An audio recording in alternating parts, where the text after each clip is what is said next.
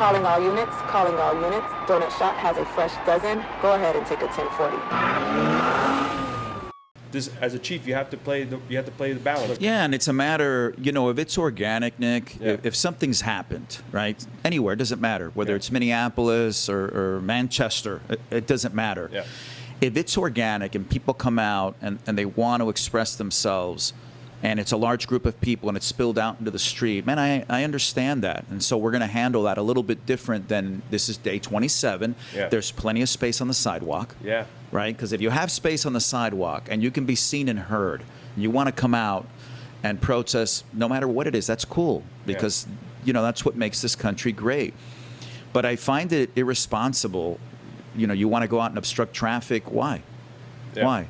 And by the way, if you want to do that because you want to show civil disobedience, man, that's okay too. But part of that process is you get arrested. Yep. Mm-hmm. Right? So if you want to make a political statement, hey, you know what?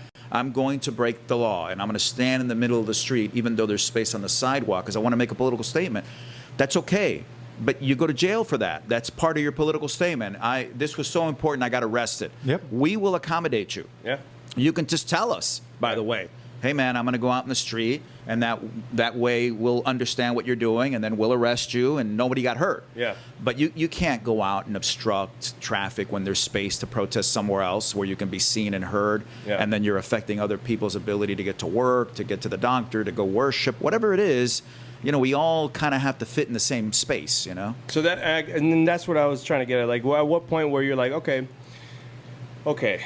And not to say enough is enough because we let them do their thing, but now you're going to work within the parameters that you're supposed to. At what point did you see that, and at what point did it turn that you were like, now is the time where we got to, all right, guys, this is our troops, this is what we're going to do, this is what we're going to relate to them, and now this is going to, moving forward, these are the rules. The time was when it was really no longer an organic thing. Yeah. These are planned protests where they're recruiting people through social media and they're saying, hey, let's pick up sticks and stones and let's bring material to help if we get gassed, for example. Okay, man, that's different than, hey, man, I have a message about social justice or reform.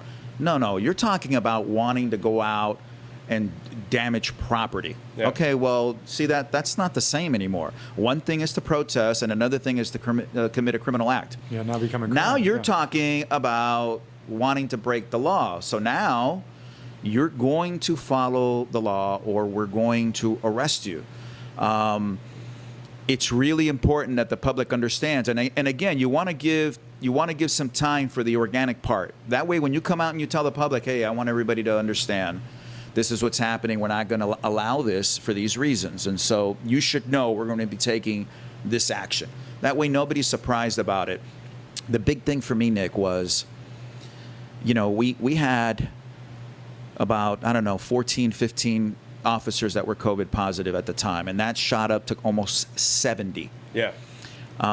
People thought I was making a political statement. I had a press conference and I said, we've had these protests and now I have all these sick officers.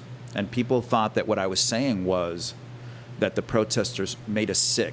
Yeah. It's not what I was saying. I'm saying now I have all these sick officers. And the reason is I have to put 4 guys to a car. Yep. When we're in field force, response platoon formation, they're in a car 10, 12, 14 hours a day. They're in close contact with each other. For all I know, I have some officers making protesters ill. But the bottom line is we have a health crisis.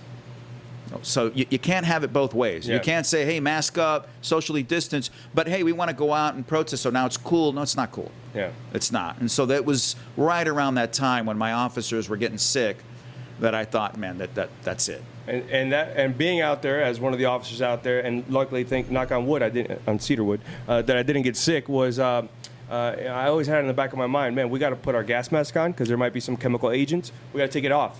We got to put it on. And there's times where you're just like, on, off, go, crowd, on, go, off, take it off. So you're exposed. There's no way around it. You're exposed. Yeah, and that's you're exposed. Reality of the beast. Hey, what's up, guys? If you like that clip, go over and check out the full episode at Donut Shop Podcasts. Link is down below in the description.